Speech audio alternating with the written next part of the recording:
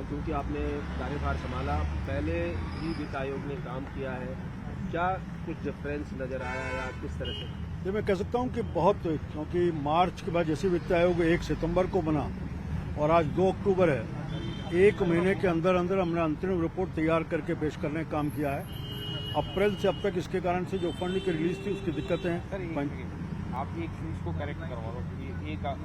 1 सितंबर को आयोग बना, 1 अगस्त 2 सितंबर।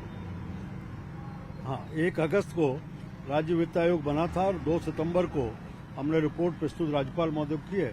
इस 1 महीने के अंतराल में अंतरिम रिपोर्ट पेश की। मार्च के बाद से जो अनुदान राज्य सरकारों का पंचायत निकायों को जाता है उसमें अवरोध इसके कारण से था। जैसे ही रिपोर्ट सबमिट हुई उसके बाद ये सारा पैसा जो उनके लिए बनता है रिपोर्ट के आधार पर राज्य सरकार पंचायत निकायों को रिलीज करेगी और विकास के कामों का एक तरह से जो कुछ अवरोध थे वो सारे दूर होंगे, प्रशस्त होंगे सारे। सर, क्या प्राथमिकता रखी है खासकर की रिपोर्ट में निकायों के लिए और ग्राम पंचायत? निकाय और ग्राम पंचायत 2 के लिए वित्त आयोग ने अनुशंसा करता है, दोनों के लिए है। उसमें सारे भौगोलिक दृष्टि से क्षेत्रफल का, इन सब आधारों के ऊपर सरकार वित्त आयोग अपनी रिपोर्ट देता है। इन दोनों चीजों को आधार लेकर के हमने अपनी रिपोर्ट सबमिट की। उसके बाद अगले जो होगा काम चलता रहेगा। अगले वर्ष से पहले फिर अंतिम रिपोर्ट, ऐसे सब प्रक्रिया को लगा। कल सदन में वो मुद्दा बिहार का था, वोट चोर गद्दी छोड़, और शोका भी व्यक्ति होती है, उस दौरान कोई इस तरह का प्रदर्शन नहीं करता, लेकिन उन्होंने 2 विषय सिद्ध हुए।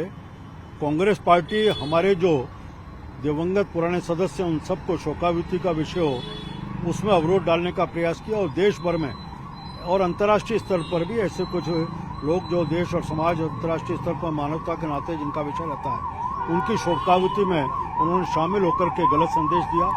दूसरा, कांग्रेस पार्टी बार बार संवाद से दूर भागने का प्रयास कर रही है और ऐसे विषय जो जमीन पर नहीं है, जिस वोट के आधार पर आज कांग्रेस के जितने विधायक राजस्थान विधानसभा में बैठे हैं, उसी वोट के आधार पर, उसी वोट की प्रक्रिया के आधार पर, उसी चुनाव आयोग की चुनाव की प्रक्रिया के आधार पर सदन के अंदर बैठे हैं।